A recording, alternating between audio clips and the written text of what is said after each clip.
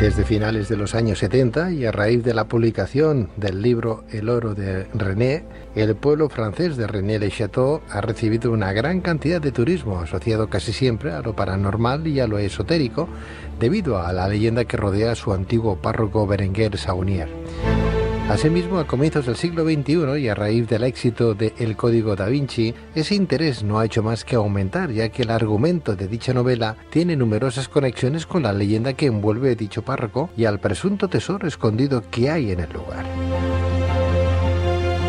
En este sentido, algunas fuentes han vinculado a René-le-Château con los entresijos de la dinastía merovingia, la búsqueda del Grial, así como con diferentes sociedades secretas. Precisamente, nuestros siguientes invitados, tras investigar profundamente dicho enclave a lo largo de 11 años, nos vienen a presentar sus conclusiones sobre la realidad o mito que rodea su historia.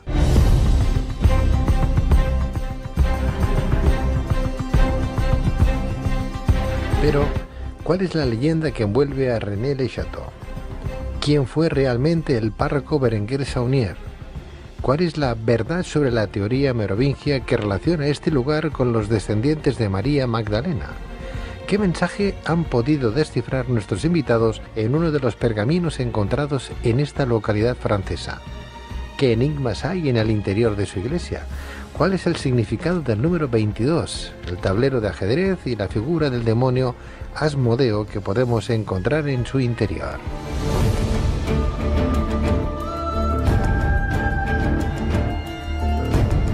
Para responder a estas y otras cuestiones tenemos con nosotros a Xavi Bonet, escritor e investigador especializado en catarismo medieval y en la sociedad occitana de los siglos X al XIII. Buenas noches, Xavi, bienvenido. Hola, buenas noches, Pedro. Buenas noches, gusto de escucharte nuevamente por aquí. Un placer poder ser una luciérnaga más.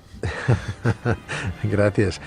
Y también se encuentra con nosotros Alex Loro, informático e investigador, ambos autores del libro El caballo del diablo, jaque mate a los pergaminos de René-le-Château, de la editorial Punto Rojo Libros, y que también se encuentra en formato ebook. Bueno, pues pregunta que os hago a los dos, y antes de hablar de vuestras novedosas investigaciones que habéis llevado a cabo durante 11 años nada más y nada menos, y para situar a los oyentes, ¿nos podéis hacer un resumen de la leyenda que rodea a la localidad francesa de René-le-Château? ¿Exactamente qué es? ¿Es un enclave? ¿Es un misterio? ¿Es un castillo? ¿Una fortaleza? ¿Una iglesia? ¿Una ermita? ¿Qué es? Bueno, Rennes-le-Château es un pequeño pueblecito del sur de Francia que se encuentra pues a unos 300 kilómetros de Barcelona y bueno, está situado en medio de todo lo que es el enclave de Occitania, de los castillos cátaros, aunque digamos que el misterio de Rennes-le-Château en principio al menos no tiene mucha relación con el tema de los cátaros. Lo que es la leyenda de Rennes-le-Château parte, como has dicho bien al principio, Pedro, del libro El oro de Rennes,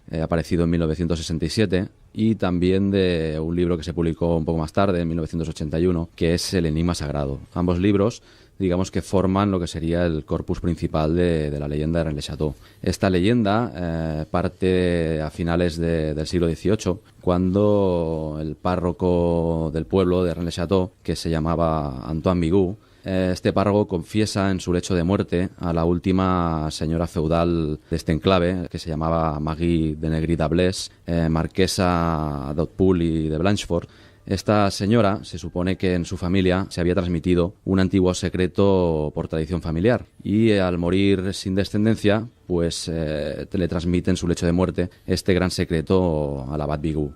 El abad Bigot, poco después, se supone que codifica este secreto en unos pergaminos cifrados y los oculta en el interior de su iglesia dedicada a María Magdalena, para que en el futuro alguien digno de recibirlos sea capaz de encontrarlos y de descifrarlos. Entonces llega el tiempo de la Revolución Francesa y este párroco es declarado cura refractario contra la República y se ve obligado a huir a España, se ve obligado a exiliarse. Se supone que muere en Sabadell en 1792. Según otras versiones, pues regresa a Francia y muere en la pequeña localidad de Colliura. Pero bueno, la leyenda principal habla de que muere en Sabadell.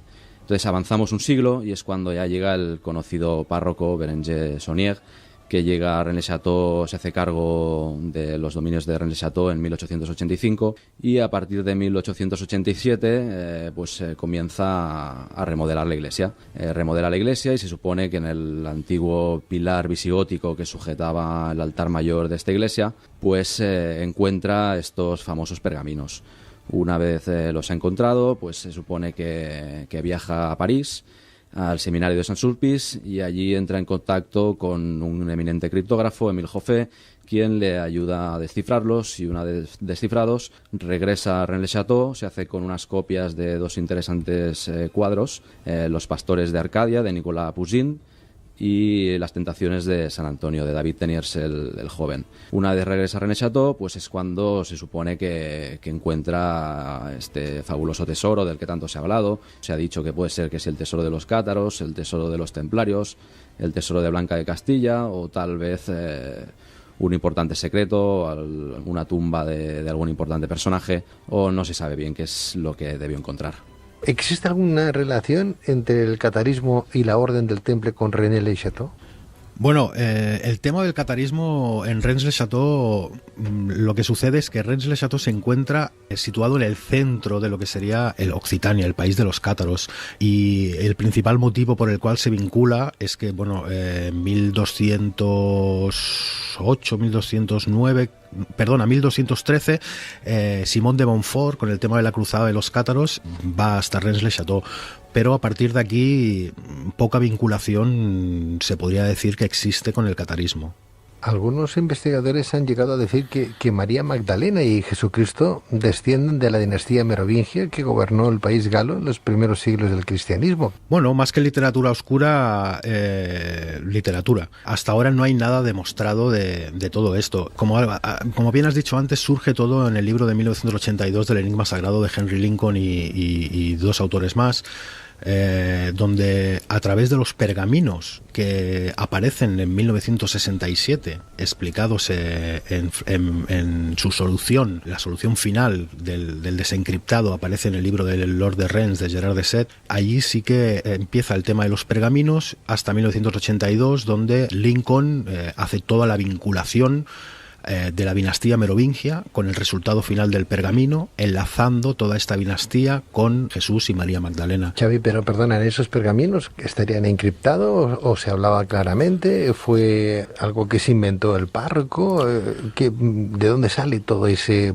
rumor popular de esa relación entre María Magdalena, Jesús de Nazaret, la niña de color de tez oscura, etcétera, etcétera? Sara, ¿no? El tema sale por el libro del Enigma Sagrado. En el libro anterior, el de 1967 de Gerard de Sète, allí se descifra el pergamino sin decir cómo se hace.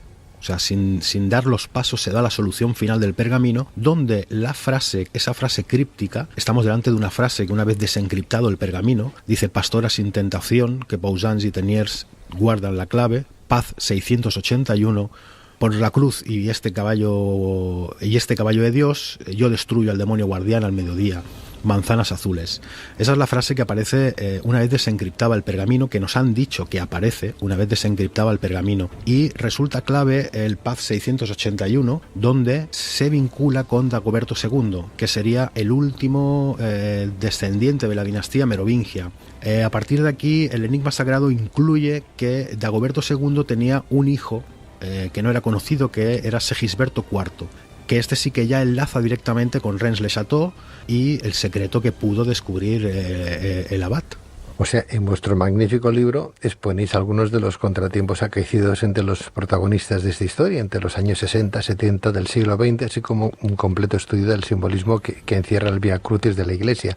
No obstante, vuestra investigación se centra en un análisis exhaustivo del conocido como segundo pergamino. No había uno, habían dos exactamente entonces, ¿no? Y en este segundo pergamino, también conocido como pergamino largo o pergamino Berger, ¿de qué habla? ¿Estamos hablando de lo mismo o no? El segundo pergamino, el conocido como pergamino largo o pergamino Berger, es un texto en latín con 22 líneas que, digamos, es un fragmento del Evangelio de San Juan. Entonces, en este pergamino lo que ocurre es que existen una serie de letras, de caracteres insertados en medio de lo que es el texto.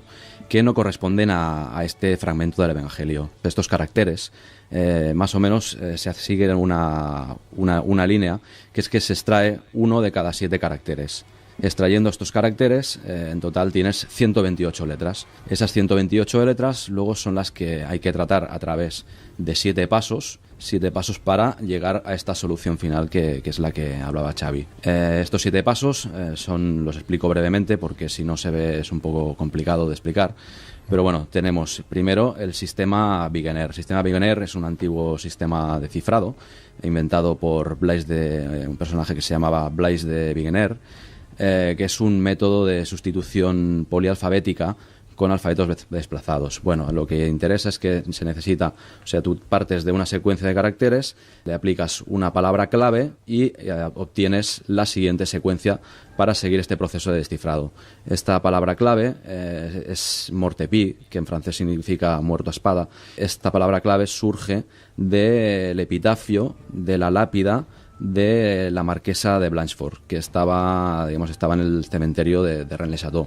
Hoy en día esta tumba ya no se encuentra, se supone que fue destruida por el mismo párroco Berenguer Saunier. Esta palabra clave, que significa muerto a espada, una vez se aplica, te da una secuencia. El siguiente paso, entonces, es avanzar una letra del alfabeto toda esta secuencia. O sea, por ejemplo, donde tú tienes una letra B, pues avanzas una letra del alfabeto, lo conviertes en una C, digamos, en el siguiente código cifrado. Luego tienes el siguiente paso, es que tienes que nuevamente aplicar el código de Wegener, pero esta vez con las 119 letras del epitafio de la marquesa, más 9 letras adicionales para hacer 128. O sea, en este caso... O sea, Alex, habéis creado una aplicación informática para todo ello. Sí, Pedro, a nosotros lo que nos pasó fue que la primera vez que fuimos a Rennes nos encontramos que cuando entramos en la sala donde venden lo que sería el presbiterio, que es donde venden las entradas para entrar al museo, estamos hablando sobre el año 2000, habían 2 enormes pergaminos colgados de la pared, que son estos pergaminos que estamos tratando.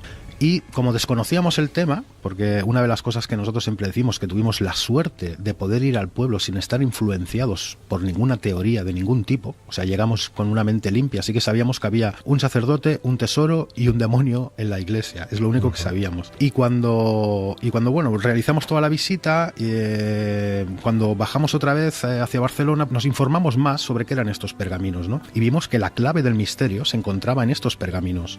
Hicimos un segundo viaje para ir a ver exclusivamente estos pergaminos y nos dimos cuenta de que habían desaparecido de la pared, de que no estaban. Entonces le preguntamos a la mujer que había allí, ¿no?, que dónde estaban los pergaminos, que si podíamos ver los pergaminos, y la mujer se hizo literalmente la loca, como si nunca hubieran existido esos pergaminos en la pared. Y ostras, eso a nosotros nos impactó mucho, porque desde el año 67, con el Or de Rennes, con el Enigma Sagrado, o sea, siempre se ha hablado de estos pergaminos, salen las imágenes de los pergaminos, sale la frase desencriptada de los pergaminos, y justo cuando nosotros vamos esa segunda vez, los pergaminos han desaparecido y parece que nadie sabe nada de los pergaminos. Y a partir de ahí fue cuando nos pusimos a intentar desencriptar el pergamino de forma manual. Y bueno, un día por la noche me puse a recortar papelitos del pergamino intentando encontrar secuencias, frases, y cuando estaba ya prácticamente desesperado. Pedro llevaba 2 semanas intentando hacerlo de forma manual, hasta que al final pues le pedí ayuda a Alex y le dije: oye Alex, digo, si tú eres capaz de hacer una aplicación informática para poder desencriptar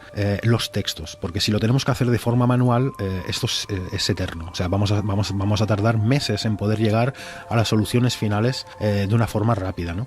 Y entonces Alex se trabajó, se hizo en 3 o 4 días realizó una primera aplicación donde pudimos de forma automática ir siguiendo los pasos de los pergaminos. O sea, la aplicación lo que seguía el orden de los pasos de descifrado, y nosotros entráramos secuencias diferentes, pues iba dando resultados diferentes. Entonces trabajamos con la secuencia del pergamino y fuimos de forma automática haciendo todos los pasos, pum, pum, pum. Y cuando llegamos al final de la secuencia, donde nos tendría que aparecer la frase de Berger, pas de tentation, que vos ans et teniers, cuando llegamos a la frase esta, nos dimos cuenta de que, ostras, Alex, nos hemos equivocado porque la frase que nos aparece no es la que nos han dicho.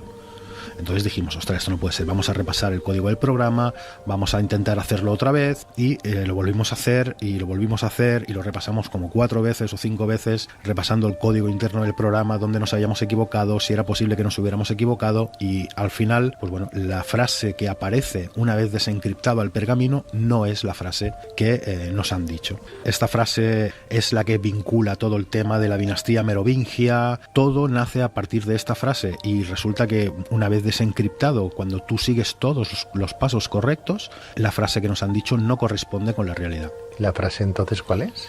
Pues, a ver, la frase contiene 4 errores, que en principio pues puedes pensar, bueno, pues tampoco es para tanto, ¿no? Pero es que sobre todo hay 2 errores que son fundamentales. Primero, donde debería decir berger se escribe en francés, que significa pastora, en vez de una R nos encontramos una T, y vemos que escrito pone berguete, que no tiene ningún significado en francés. Luego la palabra guardián, que en francés se escribe gardien, la G se convierte en una Y, es jardien, que tampoco tiene ningún significado en francés. Lo que pasa es que, bueno, estos 2 errores, en principio, pues parece ser que tampoco no deberían ser tan graves, ¿no?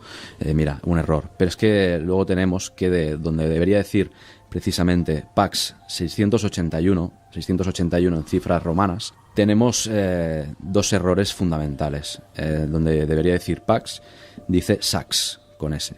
Y donde en cifras romanas debería decir 681, o sea, DCLXXI, ¿no? Sería 681 en cifras romanas, vemos que aparece una H ahí en medio, es DCLHXI, lo cual no tiene ningún sentido. O sea, ese 681 no existe. ¿Por qué es tan importante este 681, verdad? Pues porque la cifra 681 se ha vinculado pues precisamente con el año en el que el supuesto hijo de Dagoberto II, Sigeberto IV, llegó a Rennes-le-Château y se refugió en el castillo de Rennes-le-Château, y digamos que tal vez su padre Dagoberto II o él estén enterrados por ahí, en los alrededores del pueblo. Entonces, tanto el oro de Rennes como sobre todo el enigma sagrado, digamos que vinculan este 681, esta vinculación que ellos hacen con este 681 para, digamos, montar todas sus teorías, es totalmente falso. O sea, no tiene ninguna vinculación. Entonces aquí también es donde nosotros pensamos que cuando se ha dicho que tenemos un primer pergamino y un segundo pergamino o pergamino Berger, pensamos que los creadores de los pergaminos realmente lo hicieron al revés. O sea, que primero hicieron el pergamino largo, el pergamino Berger, y al darse cuenta de que se habían cometido este grave error, entonces generaron el llamado primer pergamino, pergamino corto, que es mucho más fácil de descifrar, porque simplemente extrayendo una serie de caracteres que se encuentran más alzados de lo que sería la horizontal del texto, ya te sale una frase final descifrada que directamente vincula explícitamente con el rey Dagoberto II y el supuesto tesoro que se encontraría por los alrededores de Rennes-le-Château, ese tesoro que se supone que encontró Berenguer. Esta frase final de este pergamino corto descifrado dice: a Dagoberto rey y a Sion pertenece este tesoro, y él está allí muerto. ¿Entendéis vosotros que de esta forma hermética estos pergaminos se codificaron para que alguien, un tercero, un interceptor, los hallara y fuera capaz de descodificarlos o no? Hay una cosa muy, muy importante de la cual nosotros partimos en lo que es nuestra investigación. Es partir de la regla criptográfica, de la regla básica de la criptografía. Y es que un código cifrado necesita de un sistema de codificación y de una palabra clave que sea transmitida a un receptor, el cual tiene que conocer el sistema de codificación y la palabra clave para poder desencriptar el texto. Si no, el receptor es imposible que sepa qué sistema de codificación se está usando y qué palabra clave debe utilizar para desencriptar el texto. Uno de los mejores ejemplos que tenemos es precisamente en la Segunda Guerra Mundial con la máquina Enigma, donde los aliados iban locos por obtener los cuadernillos con las claves para poder descifrar los mensajes que se pasaban los alemanes. Sin esas claves, como el sistema de codificación ya lo conocíamos, la máquina Enigma, hacían falta las claves. Entonces aquí ya se cumple la regla de la criptografía. Se conoce el sistema de codificación y se conoce la clave. Entonces en Rennes-le-Château sucede totalmente lo contrario, porque encontramos que unos pergaminos son escondidos para que un supuesto interceptor-receptor sea capaz de encontrar el sistema de codificación y la clave para llegar al final del texto, a la frase solucionada. Entonces, una de las claves que nosotros partimos en este enigma es que si esto es así, tiene que haber en el lugar, tienen que haber pistas, tienen que haber indicios. El creador tuvo que dejar de alguna forma claves e indicios para que ese supuesto interceptor-receptor en un futuro, en este caso 100 años después de la codificación de los pergaminos, fuera capaz de conocer la palabra clave y el sistema de codificación. Sois vosotros, ¿no? Bueno, en un principio parece que sí, aunque antes que nosotros han habido muchos investigadores que han tratado el tema. Por ejemplo, tenemos a Henry Lincoln, es el mismo autor de 1982, donde él en el año 72, en el año 74 y en el año 79 hace una serie de 3 documentales llamados Chronicle por la BBC, donde trata todo el enigma de Rennes-le-Château. Y en el segundo documental, que se llama Sacerdote, el pintor y el diablo, da la clave para desencriptar los pergaminos. Pero ¿qué es lo que sucede? Un desencriptado completo de los pergaminos. No sucede como en el año 67, que únicamente se da la frase final, sino que da los 7 pasos para llegar al final y desencriptar la frase. Pero ¿qué es lo que sucede? Este señor trabaja sobre los pergaminos y comete errores garrafales. Estamos diciendo que, por ejemplo, en el año de supuesta codificación de los pergaminos, la letra W no se utilizaba en el alfabeto francés. Y este señor utiliza el sistema Vigenère con una letra W insertada. Esto desbarajusta todas las secuencias que vienen posteriormente. Visualizando el documental, observas que la primera secuencia que se extrae de 128 letras, tal como la explica Henry Lincoln, es correcta, pero como parte de un sistema de Vigenère donde sí que se utiliza la W, la segunda secuencia que aparece ya es errónea. Ya no corresponde a la secuencia correcta para llegar al final. Y él sigue trabajando con secuencias erróneas, pero es que está comprobado, o sea, es que existen los documentales, cualquier persona que lo vea se da cuenta. Sigue trabajando con secuencias erróneas y cuando llega al final del pergamino da la frase correcta. O sea que es imposible, porque no hay una secuencia a partir de la primera que sea correcta. Las personas que ven ese documental se dan cuenta de este error y lo avisan. Y le dicen, señor Lincoln, se ha equivocado, el sistema Vigenère no utiliza, en aquella época no podía utilizar la W. Y en cambio él dice, bueno, no hay problema, porque en una de las secuencias, que sería el avance de una letra en el alfabeto, o sea, por ejemplo, una A se convierte en B, toda la secuencia avanza una letra en el alfabeto, en lugar de avanzar una letra hay que avanzar 2. Henry Lincoln, ese señor, dice esto y se queda tan pancho porque no corresponde. O se hace con un alfabeto de 25 letras, o ya puedes avanzar 2 letras, puedes avanzar 1, puedes avanzar 3, que no te saldrá el resultado final. Este señor descifra el pergamino de forma incorrecta, sin que haya una secuencia que corresponda a la realidad, y en cambio al final da la frase desencriptada. Esto es muy sospechoso porque primero demuestra que este señor no comprobó por él mismo la frase.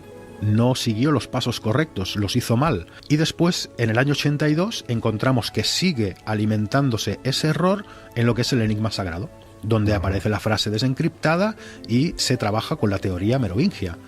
Pero en cambio, claro, nosotros cuando comprobamos por nosotros mismos qué es lo que sucede con esa frase, cuando llegamos al final nos damos cuenta de que está equivocada.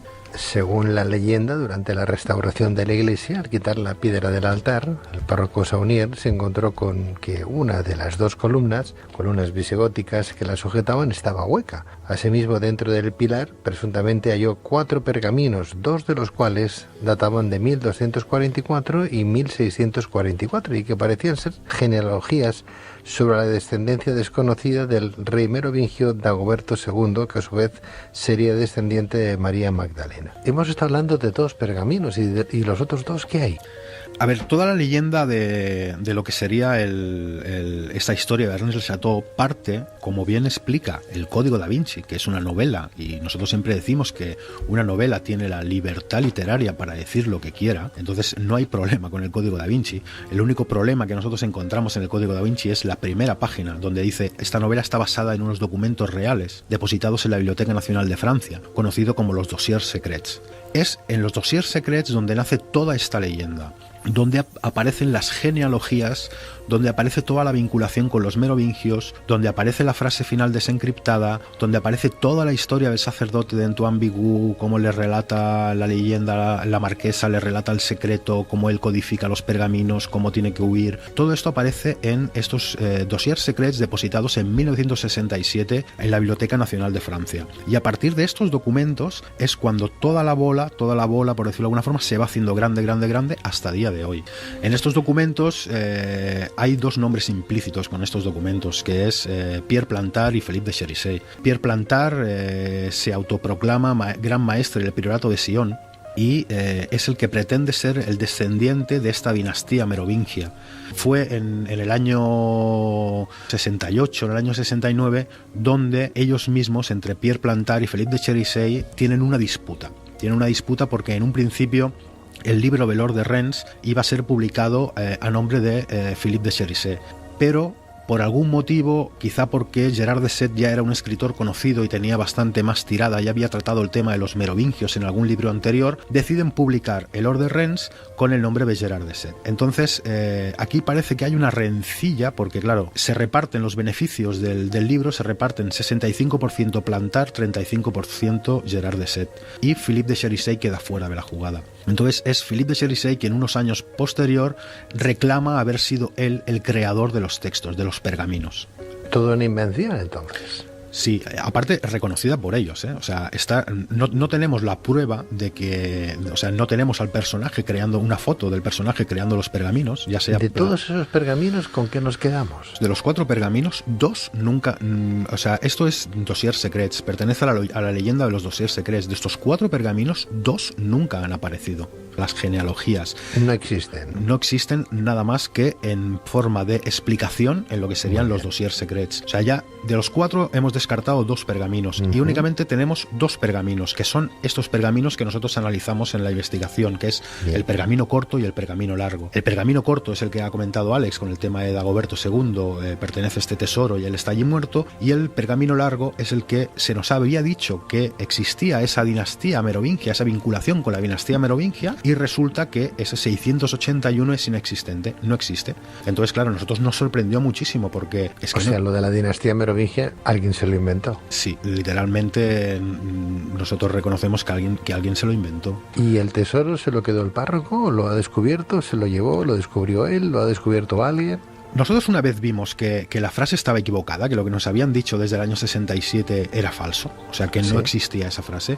Aún así nosotros quisimos decir, bueno, vamos a seguir utilizando desde el principio, como hemos hecho, la regla criptográfica, y vamos a intentar buscar en la Iglesia si hay indicios que el creador del texto, aún sabiendo de que la frase estaba errónea, sabiendo de que Pierre Plantard, Philippe de Cherisay se habían tirado los trastos a la cabeza por los derechos de autor, uno se reclamaba que había sido el autor, el otro le culpaba al otro, o sea, nosotros siempre decimos que es muy extraño, ¿no?, que una sociedad, una pretendida sociedad secreta como el Priorato de Sion, con una tradición de casi 1000 años, pierda el anonimato por la rencilla entre 2 tipos que habían escrito el libro, ¿no? Aún así, sabiendo eso, nosotros dijimos, vamos a olvidar todo esto, vamos a centrarnos en la Iglesia y vamos a ver si realmente encontramos pistas que nos ayuden a seguir los pasos para desencriptar el pergamino. O sea, lo que intentamos hacer fue, en esta segunda parte, digamos, de nuestra investigación, fue quizás intentar hacer una especie de ejercicio empático e intentar situarnos en la mente del creador o los creadores de los pergaminos. En este momento, pues nosotros pretendíamos... Que no se sabe quién es. A ver, está clarísimo quién fue Pierre Plantard y Philippe de Cherisay. Lo que pasa es que nosotros, por aquello de permanecer un poco al margen y a ver qué conclusiones sacábamos por nosotros mismos, nosotros simplemente, digamos que nos sentábamos en la iglesia, hemos pasado innumerables horas observando, intentando ver cómo debieron crearse esos pergaminos, porque nosotros partíamos de la base que estos pergaminos se habían creado a través de aquellos elementos que tú estabas observando en la iglesia. Bueno, esto quizás fue la conclusión a la que llegamos al final. Hablas de la iglesia, pero algunos de los enigmas que hay en el interior de la iglesia de René-le-Château y a los que se enfrentaron nuestros invitados son la enigmática frase que hay bajo el altar, el conjunto de santos cuyas iniciales forman la palabra Gra, las 22 líneas de las que está formado el segundo pergamino, el misterio de las persistentes repeticiones del número 22, lápidas que muestran claves, una calavera con 22 dientes, un diablo que mira al único lugar de la iglesia donde se puede formar un tablero de 8×8, las manzanas azules, un enorme grupo escultórico, el enigmático Vía Crucis, el alto relieve de Magdalena en el altar, una villa suntuosa, una extraña torre, etcétera, etcétera. Contarnos un poquito, porque hasta un demonio como Asmodeo, ¿no?, se encuentra en el interior de la iglesia. Bueno, Asmodeo, sí, se ha dicho que es el diablo Asmodeo, el guardián de los secretos, ¿no?, que ayudó al rey Salomón a construir su templo y que es una representación de él, pero realmente es Gerard de Set también, en el Oro de Rennes, el primero en nombrar a este diablo como Asmodeo. Nosotros pensamos que simplemente aquí el abad Saunier en su momento lo que quiso es representar al diablo, digamos, sujetando la pila de agua bendita y el cuadro de los 4 ángeles que está encima de Asmodeo, y simplemente por este signo, la frase que hay en el mismo conjunto, por este signo vencerás al diablo. Hablarme, Xavi, Alex, del demonio con forma de caballo de ajedrez, porque dentro de este enigma, ¿cuál es el fenómeno óptico que se produce el día 17 de enero en la iglesia y que cuando mejor puede observarse es al mediodía? Y la relación con la palabra Gra o Graal, que nos lleva un poco a ese Grial, santo Grial, ¿no? Sí, una vez nos pusimos en la piel, intentamos ponernos en la mente de ese creador, intentando buscar si en la iglesia existían indicios que nos indicaran los pasos que teníamos que seguir para desencriptar el pergamino. Entonces un día nos dimos cuenta de que el diablo tenía silueta de caballo de ajedrez. Y entonces dijimos, ostras, qué curioso, ¿no? Realmente fue el día que estábamos buscando la L. Aquí en la iglesia nos encontramos que hay un conjunto de santos donde, como has explicado, forman la palabra Gra. Tenemos la G de Santa Germana, tenemos la R de San Roque, tenemos la A de San Antonio Ermitaño y tenemos la A de San Antonio de Padua. Y justo donde debería haber la L para formar la palabra Graal, nos encontramos que tenemos el púlpito. Y hasta ahora siempre se había dicho que la L que faltaba para formar la palabra Graal era la L de Lucas, que se encontraba en el púlpito. Pero en el púlpito tenemos a los 4 evangelistas y tenemos a 2 figuras de Cristo en la forma de Rex Mundi. Hay una cosa muy interesante, que es que en el segundo pergamino existe un código oculto que se encuentra en unas letras más pequeñas de la cuenta, donde dice una palabra muy clara, dice Rex Mundi. El único lugar de la iglesia donde encontramos ese Rex Mundi es en el púlpito. O sea, el pergamino ya nos conduce al púlpito, en el lugar donde debería haber esa L. Y una vez nosotros estábamos situados allí, buscando esa L, nos dimos cuenta de que ese lugar es el mejor ángulo para ver la pareidolia del diablo con forma de caballo de ajedrez mirando a un tablero que está en el suelo. Entonces dijimos, ostras, qué casualidad, ¿no? O sea, el último paso para desencriptar los pergaminos se trata del salto del caballo. El salto del caballo, ¿conoces, Pedro? Sí. El salto del caballo es completar los 64 escaques de un tablero de ajedrez sin pasar 2 veces por el mismo. De blanco a negro, con dos saltos. Exacto, con la forma de L, la forma de L, que es la que se mueve el caballo. Entonces dijimos, qué casualidad, tenemos el último paso para desencriptar el pergamino y tenemos un diablo con silueta de caballo de ajedrez mirando un tablero de ajedrez en el suelo, cuya frase que existe en esa pila es: por este signo tú le vencerás. Parse signe tu le vaincras, que en francés tiene 22 letras. Y dijimos, ostras, qué casualidad. Tenemos esto aquí y tal, qué casualidad que lo que estamos viendo nosotros en la iglesia es el último paso para desencriptar el pergamino. Y seguimos investigando y nos dimos cuenta de que la frase que nos aparecía en los pergaminos era objetos y cosas que nosotros estábamos viendo en la iglesia. Como por ejemplo, o sea, aparte del diablo con forma de caballo que estábamos hablando, es que la frase final descifrada te está hablando de unas manzanas azules, ¿verdad? Unas manzanas azules que, digamos, es un efecto óptico que ocurre el día 17 de enero, cada año el día 17 de enero. Bueno, también pasa días antes, días después, pero tenemos ese efecto óptico que al mediodía entra los rayos de sol, atraviesan los vitrales y se reflejan sobre la zona del púlpito a mediodía en forma de esas bolas de luz cruz de color azul, ¿no? Esas manzanas azules. Entonces nos dimos cuenta que, ostras, desde el lugar al mediodía, ¿no? De las manzanas azules es desde donde se observa este diablo con forma de caballo, y la frase final del pergamino nos está hablando de: por la cruz y este caballo de Dios yo destruyo a este demonio guardián al mediodía. ¿Por qué? Pues porque al mediodía, en el lugar de las manzanas azules, ese demonio guardián queda destruido en tu mente, porque desde ese momento tu mente empieza a observarlo como ese caballo de Dios, esa silueta de caballo de ajedrez que te da la clave final para descifrar estos pergaminos con ese movimiento del salto del caballo. Menuda investigación. Hemos estado, pues sí, casi 11 años, pero bueno, hemos ido poco a poco, tranquilamente. Xavi tiene su trabajo, yo tengo el mío, y ha sido más bien una pasión que empezó sobre el año 2000, empezamos a investigar en serio pues sobre el año 2002, poco después nos encontramos con el tema del código Da Vinci, eso nos dio aún más energía y bueno, hemos ido haciendo, ha sido pasional.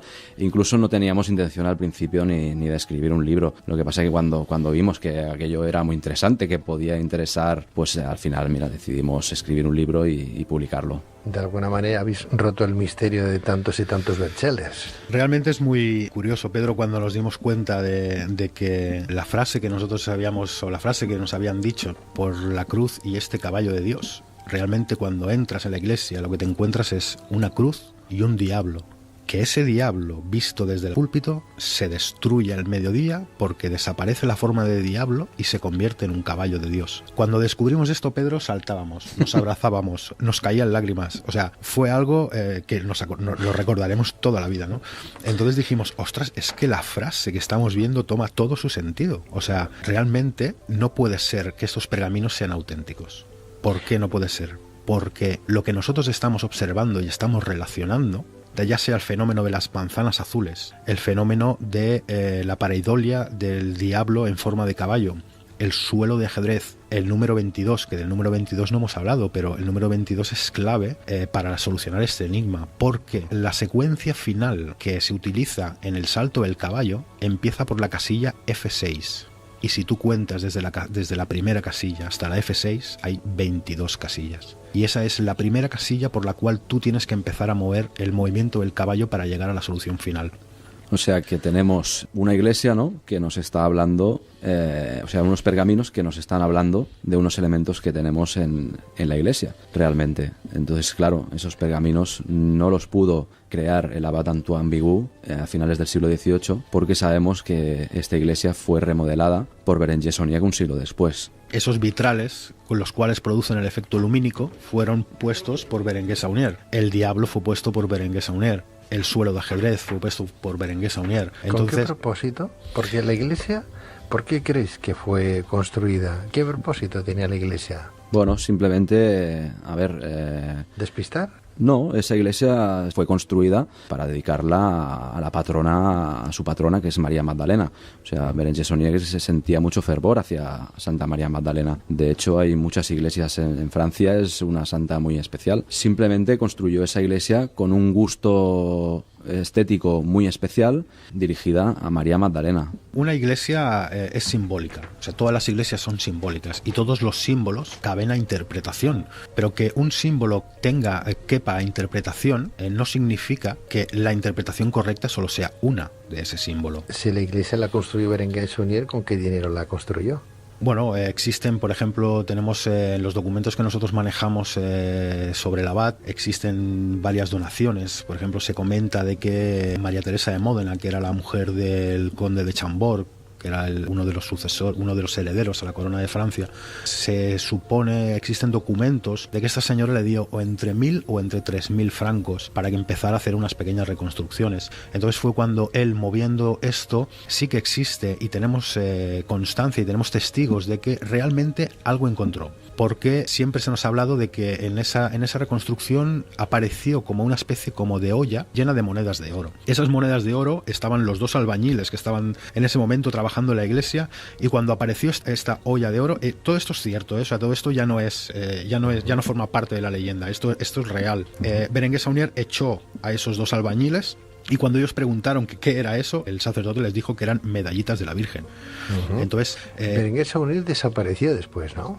Berenguer Saunier no desapareció. Él de golpe y porrazo algo encontró, O sea, nosotros estamos convencidísimos de que algo tuvo que encontrar ese señor, porque estamos hablando de que de pronto empezó a tener una vida fuera del alcance para un sacerdote de su época. Él piensa que importaba ron de Jamaica, traía barcos, pero o sea, traía cajas, o sea, no es que comprara una caja de ron, no, traía puros habanos, reconstruyó toda una villa, se hizo una villa palaciegas, se hizo la Torre Magdala, que es una torre neogótica, que bueno, que quien va a Rennes siempre la recuerda, ¿no? O sea, hizo toda una serie de gastos que para un sacerdote de la época era imposible. Incluso, fíjate si era imposible, que el propio obispado lo enjuicia y pretende que él demuestre todos los gastos que ha tenido y los dineros y los ingresos que ha tenido para poder hacer todas esas construcciones. ¿Y lo hace? ¿Lo hace? Sí, pero no lo consiguen. Él presenta una serie de facturas conforme todas las cosas que ha ido haciendo y cómo las ha ido pagando, cómo ha ido comprando las cosas, pero igualmente cuando le preguntan que de dónde saca el dinero, él no da las respuestas. Él la única respuesta que da es que se ha vendido sus colecciones de sellos y que realiza misas, ¿no? Y al final, como no consiguen saber de dónde ha sacado el dinero, acaban enjuiciándolo y acaban condenándolo por tráfico de misas. ¿Qué es el tráfico de misas? En aquella época era costumbre el hecho de que cuando alguien fallecía, realizar misas a difuntos, ¿no? Y por ejemplo, pues una familia encargaba en 10 o 12 poblaciones diferentes de Francia, encargaba que se hicieran misas, ¿no? En nombre, memoria de esta persona. La Iglesia esto lo acepta, o sea, es posible hacer 1, 2 o 3 misas diarias. Tenemos constancia que Berenguer Saunier hacía 100 misas al día.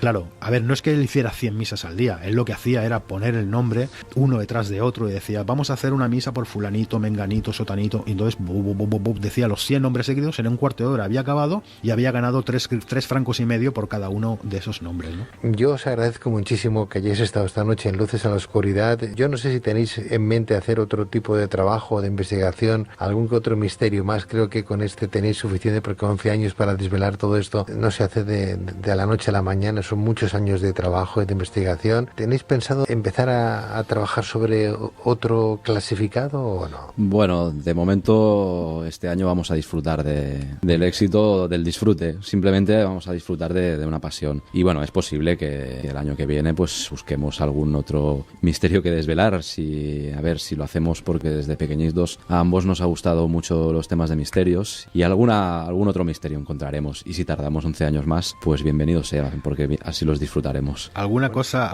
hemos hecho, nos hemos puesto un poco a jugar y hace poco nos pusimos a jugar con el códice Voynich. Sí. Y estuvimos con ese manuscrito pues jugando, intentando descifrar, pero bueno, estamos eso empezando. Va a dar mucho trabajo. Sí, pero tenemos una buena teoría, de cómo puede ser y estamos intentando atacarle. Pero bueno, sí. Para nosotros, la clave está en la ley de Zip. A partir de ahí hay que investigar. Bueno, pues adelante. Xavi Bonet, escritor, investigador, especializado en la sociedad occitana de los siglos X al XIII, y Àlex Loro, informático, investigador y coautor del mismo libro. A los dos, felicidades. Estoy encantado de haberos tenido en antena y de haber disfrutado durante todo este tiempo de este vuestro trabajo e investigación. Mil gracias. Gracias a ti, Pedro, ha sido un placer. Es un placer, Pedro, ya sabes que es un placer poder iluminar un poquito en la oscuridad y sobre todo decir, que quede muy claro, en Rennes-le-Château hay mucho misterio y sigue habiendo mucho misterio antes y después de los pergaminos. Y el misterio continúa, porque realmente ese sacerdote algo encontró y el misterio sigue. Pero no con estos pergaminos. Tenemos que ser capaces de quitarnos de la mente estos pergaminos, estos cuadros de Poussin, estos cuadros de Teniers. Todo esto es una intoxicación que viene posteriormente, y toda la gente que se base en los cuadros, que se base en las tumbas, que se base en todo esto, está completamente equivocado, porque realmente empíricamente se demuestra que son falsos.